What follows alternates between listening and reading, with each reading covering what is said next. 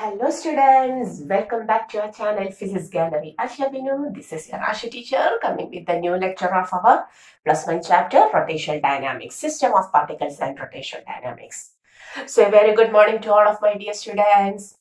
In this chapter, at first we have to discuss about the topic called as the system of particles, which we have already discussed as center of mass. The topic in system of particles is center of mass. We have completed that. And today we are going to the rotational dynamics. And what is this rotational dynamics? Rotational dynamics is also called as, our rotational dynamics is sometimes also called as rigid body dynamics. Okay, rotational dynamics is also called as rigid body dynamics. So what is a rigid body dynamics? That is, in this topic we have to discuss about the dynamics of a rigid body. Dynamics means the study of motion with its reason. And we have to discuss only the rotation of rigid body. So what is a rigid body? If we consider a rigid body, suppose this is my rigid body and there are 2 points P and Q inside this rigid body, which is at a distance this. Okay. If each and internal points of the body are always fixed, they do not change. And also, during their motion, the distance between these internal points will be also constant. That is a rigid body. At first, we have to discuss what is a rigid body. So, how can you define a rigid body? A rigid body is that body whose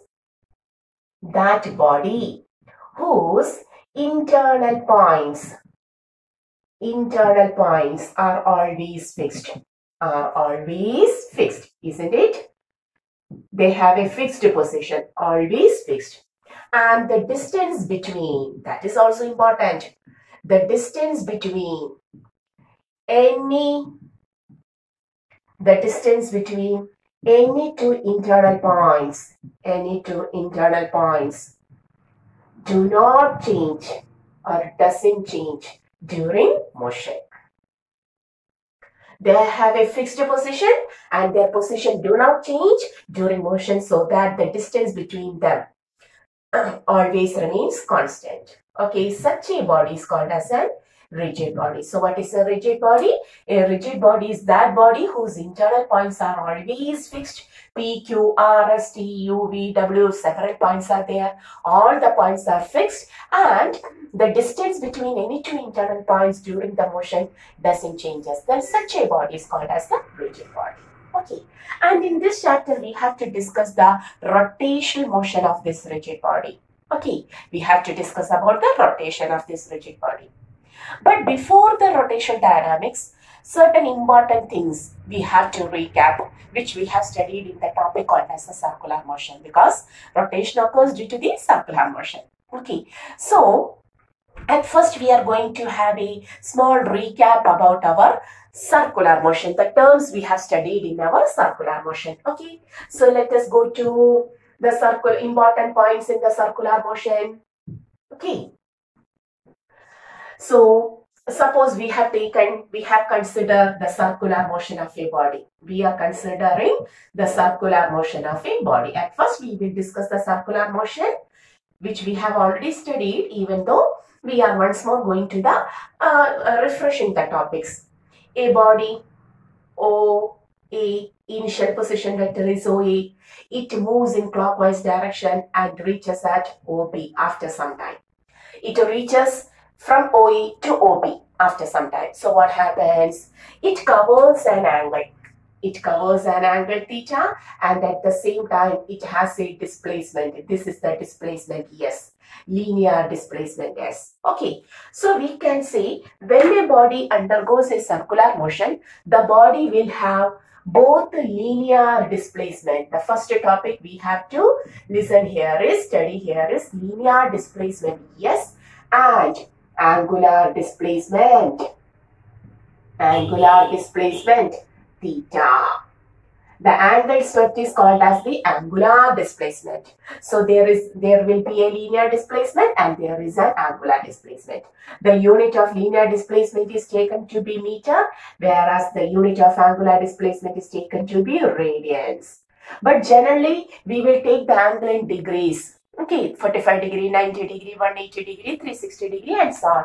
But the SI unit is radians. So you must always remember how to convert the degrees to radians.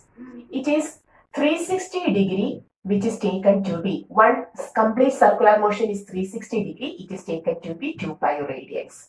360 degree is equal to 2 pi radians. Okay, therefore 180 degree is equal to how much radians? Pi radians and so on. If I take 90 degree, it will be pi by 2 radians and so on. Always remember that 360 degree is equal to 2 pi radians. Clear? Okay, we know that. Now, taking the equation, angle is equal to arc length by radius. If I take the equation, angle is equal to arc length by radius, then we can write here. We can write angle theta is equal to the arc length is S by radius capital R. This is the radius vector. So radius R. Therefore, we can write S is equal to R theta. Very important equation. Linear displacement is taken as radius times angular displacement. Linear displacement is taken as radius times angular displacement. So the first term related to the circular motion is linear displacement and angular displacement. This is the term in circular motion. And the relation connecting S theta. S is equal to R theta. Remember 360 degrees always 2 pi radians. Okay. Now, as the motion continues, initially the body was at position OA. After some time it reaches at OB. And after some time it reaches at the position OC. What happens to linear displacement? Linear displacement S also changes and angular displacement theta also changes. So as the motion continues, both the linear displacement and angular displacement changes, which results in the change in the displacement. The rate of change of displacement results in the next quantity called as the linear velocity. So we have to take the second term, linear velocity V. Okay, linear velocity. What is linear velocity? We have to take linear velocity of a particle as delta S by delta T, which is taken to be average velocity. And if I take instantaneous velocity, you have to take it as the ds by dt. The rate of change of linear displacement will give the linear velocity. Rate of change of linear displacement will give linear velocity. If so, as the velocity or as the linear displacement changes, angular displacement also changes. Therefore, we can take the rate of change of angular displacement, which is called as the angular velocity, the second term.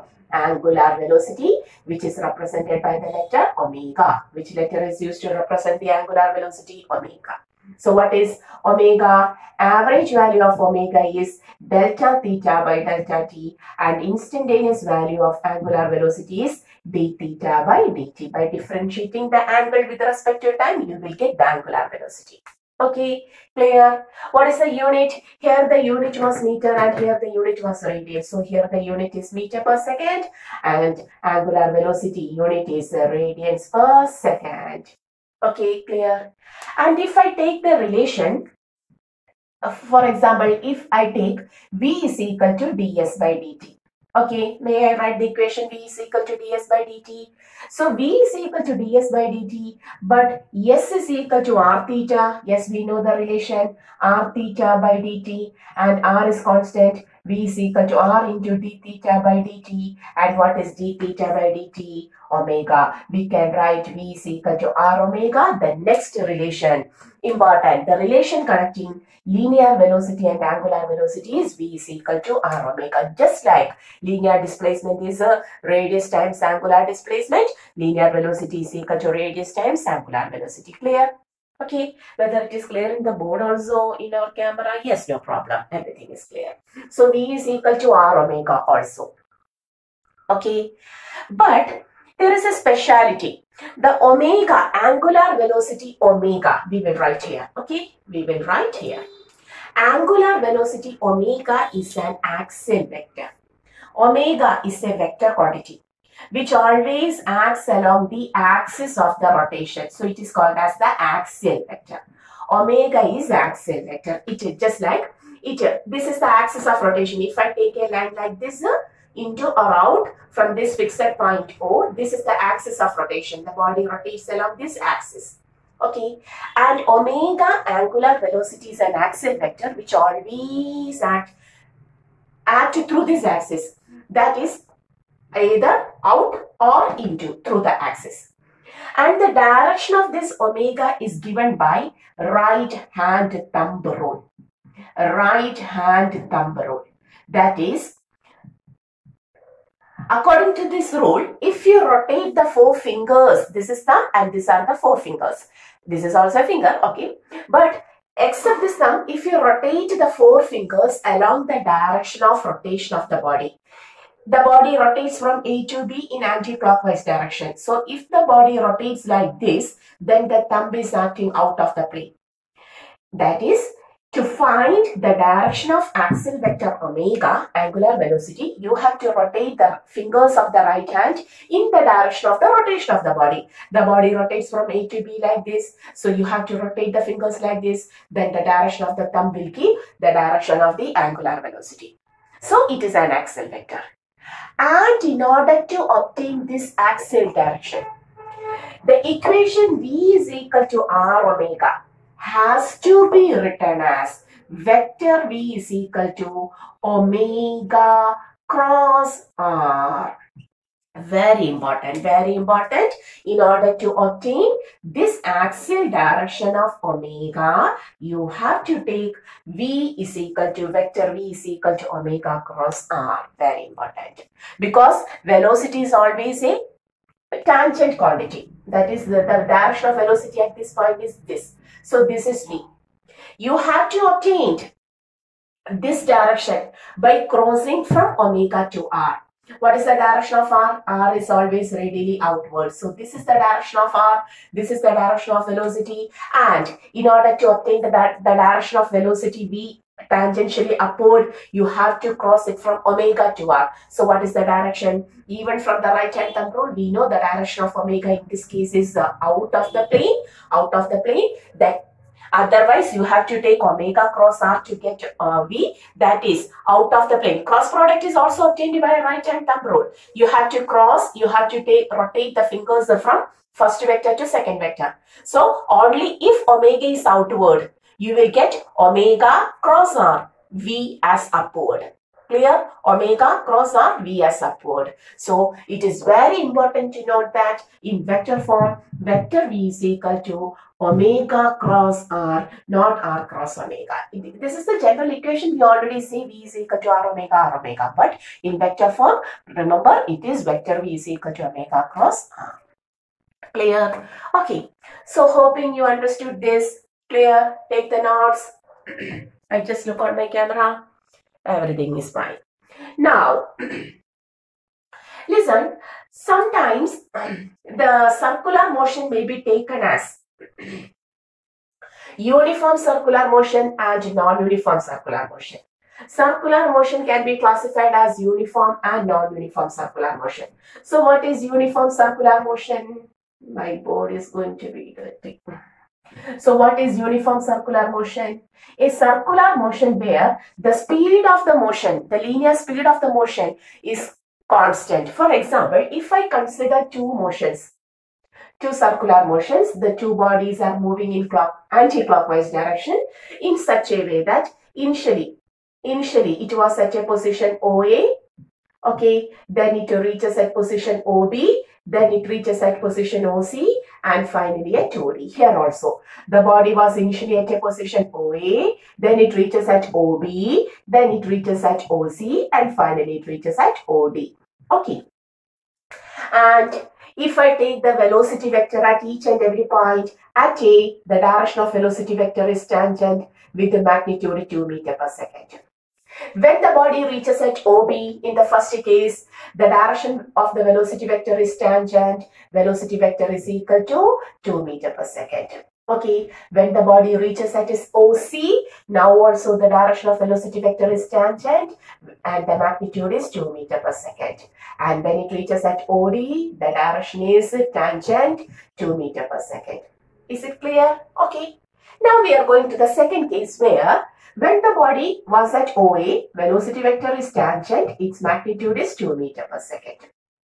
When it reaches at OB, the direction is velocity vector is tangent, the magnitude is 4 meters per second. After some time it reaches at OC, velocity vector tangent, but the magnitude becomes 6 meters per second. And when it reaches here, V is equal to 8 meters per second. Can you notice any speciality between the two circular motions? Surely, yes.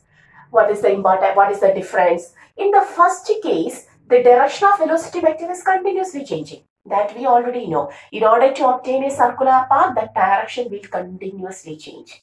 Okay, so for any circular motion, the direction of velocity vector continuously changes. The direction of velocity vector continuously changes. Clear? But the magnitude of velocity vector is a constant in the first case, but in the second case, direction changes. Moreover, the magnitude also continuously changes. 2 becomes 4, 4 becomes 6, 6 becomes 8, 8 becomes 10 and so on. Okay, so the first type of circular motion where the direction of velocity vector continuously changes but the magnitude of the velocity vector remains a constant is called as uniform circular motion. Uniform circular motion. Okay, and the second case where both the direction and the magnitude of the velocity vector continuously changes, it is said to be non-uniform circular motion. Clear? Clear? So on the basis of the magnitude of the velocity vector of a particle in circular motion, we have classified circular motion into two such as uniform and non-uniform.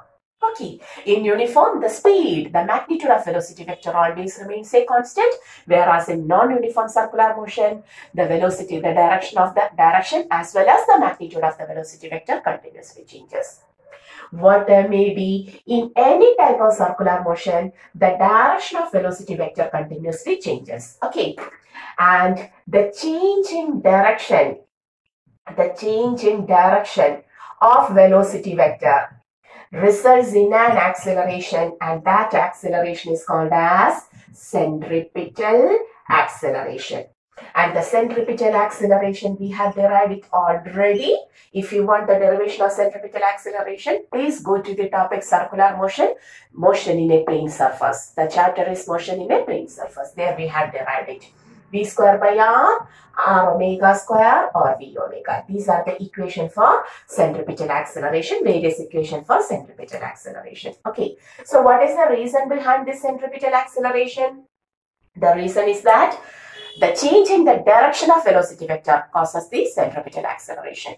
And why it is said to be centripetal? Because it always acts along towards the center. It always acts towards the center like this.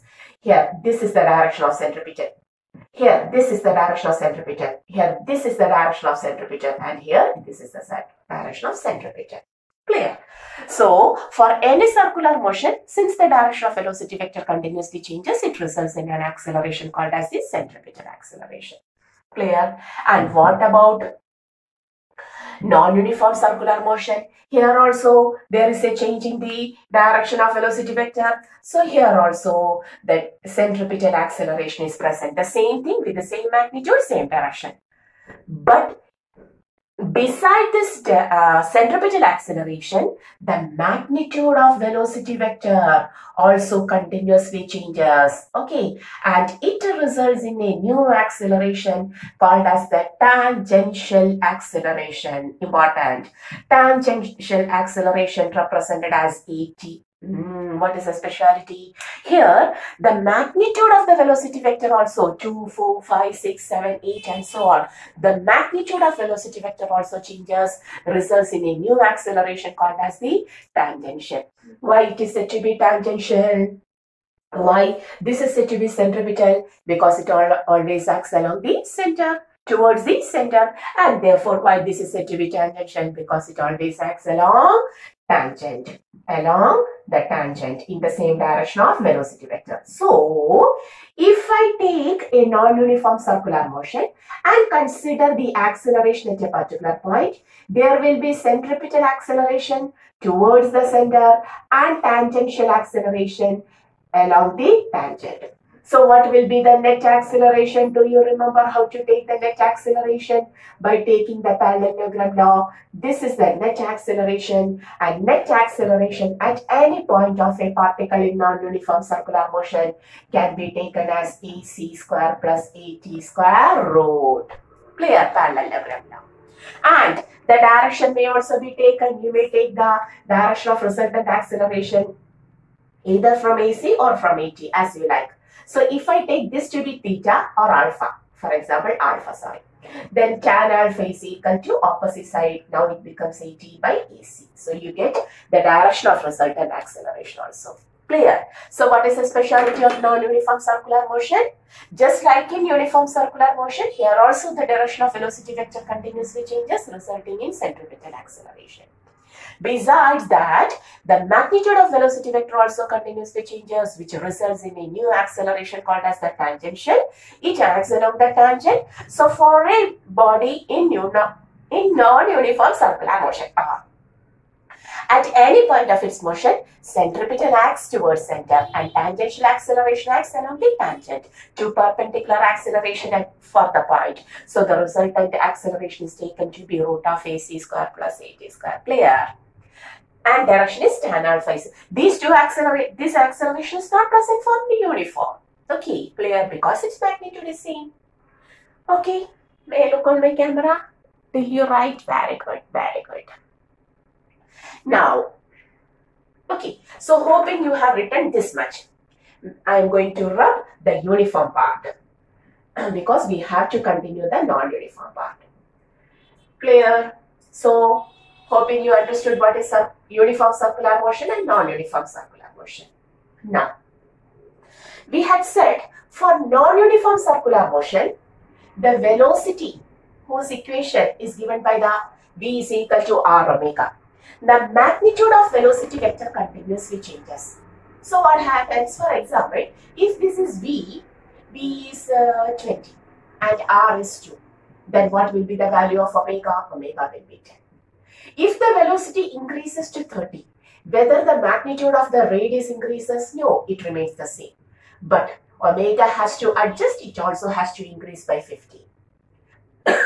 Sorry, by 5, that is total 50. If V becomes 40, the magnitude of radius will be same, then omega has to increase to 20. What does it mean? This shows that as the magnitude of velocity vector increases, what happens? The magnitude of angular velocity also increases. Clear? Velocity, the magnitude of velocity vector increases from 20, 30, 40 and so on.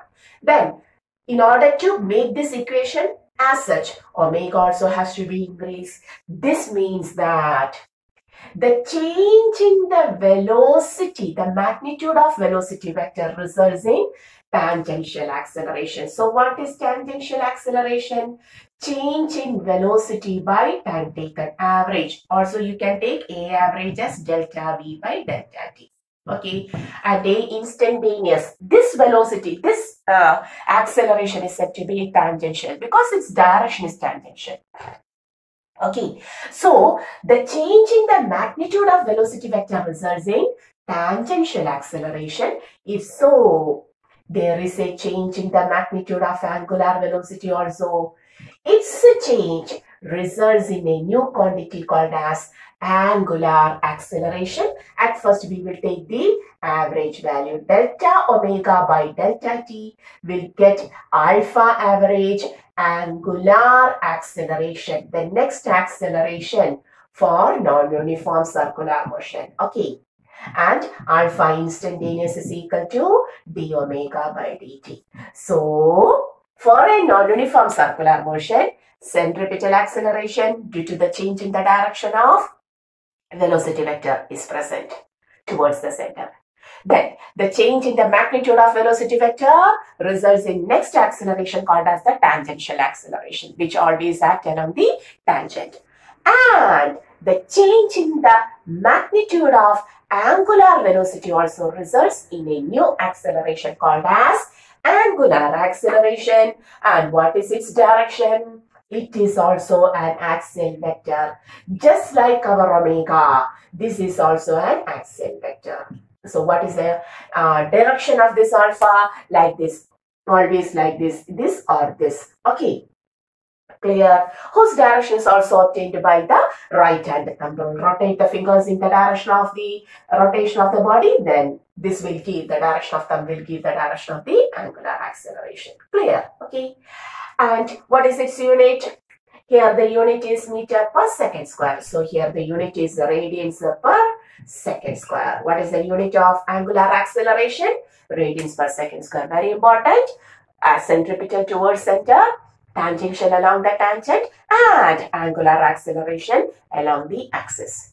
We want a relation also. Here this AT is equal to dV by dt. We know V is equal to R omega, d by dt of R omega, isn't it? The radius magnitude constant R into d omega by dt. What is d omega by dt? AT is equal to R alpha. Very good, isn't it? But remember, just like here, what was the vector representation? Vector V is equal to omega cross R.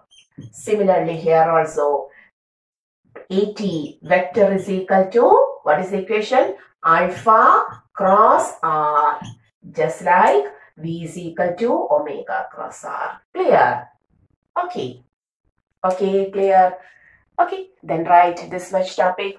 Just looking on my camera, otherwise it will sometimes stop and I will continue my teaching. No problem now. So hoping you understood. This is the recap of circular motion. All these topics we have already studied in the topic circular motion.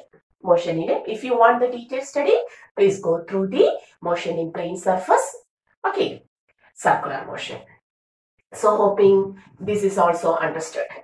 Now, the next is just like our equations of non-uniform motion, which we have studied in our motion in a straight line. Here also there are equations for non-uniform circular motion. So equations of non-uniform circular motion. It is very easy. We have derived it in the topic circular motion, but we are now just going to compare. That is, S is equal to R theta, V is equal to R omega, and AT is equal to R alpha. Okay. Please substitute the equation, please substitute the term S in the equation to theta. If there is V, to omega, AT, alpha. That is, we had studied the equations V is equal to U plus AT, S is equal to UT plus half AT square, and V square is equal to U square plus 2AS. Okay, the same equations gets converted to place omega instead of V, alpha instead of A, and theta instead of S. That is, final omega t is equal to initial omega 0 plus alpha t. Theta omega 0 t initial plus half alpha t square. And also omega t square is equal to omega 0 square plus 2 alpha theta. Okay, and these equations are very important because they are commonly called as the equations of non-uniform motion. Here straight line motion, translational motion, and here it is rotational motion.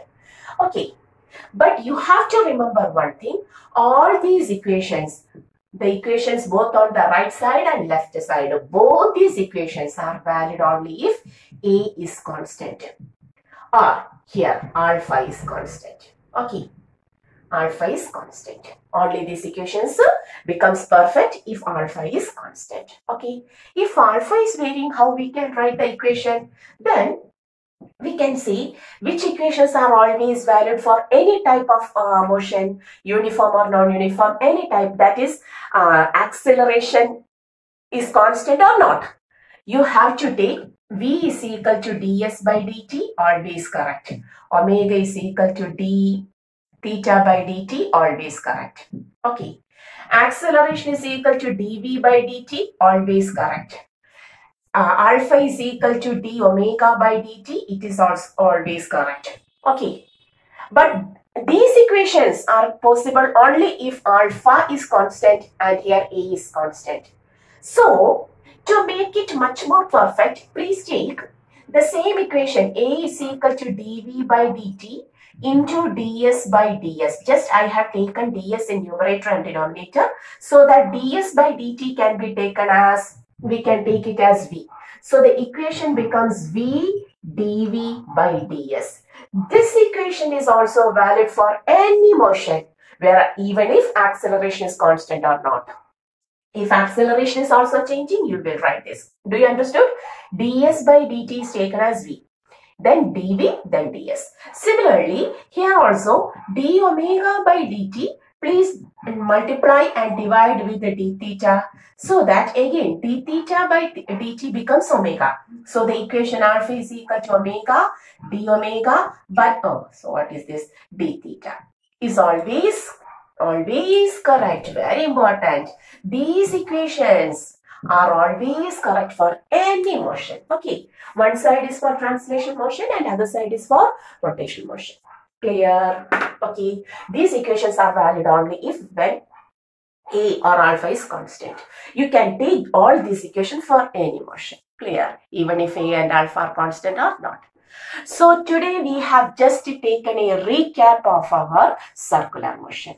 And from the next lecture, we will go through the topic called as the rotational dynamics. The next topic, without knowing this, we cannot go through the rotational dynamics. So we have a recap for the circular motion. So we will come with the rotational dynamics in the next lecture. Before that, a very good evening, good night, good morning, whatever may be tomorrow, all of my dear students. Hoping all of you are fine, studying well. See you once more. This is our channel, Physics Gallery Asha. This is our Asha teacher, Valtina.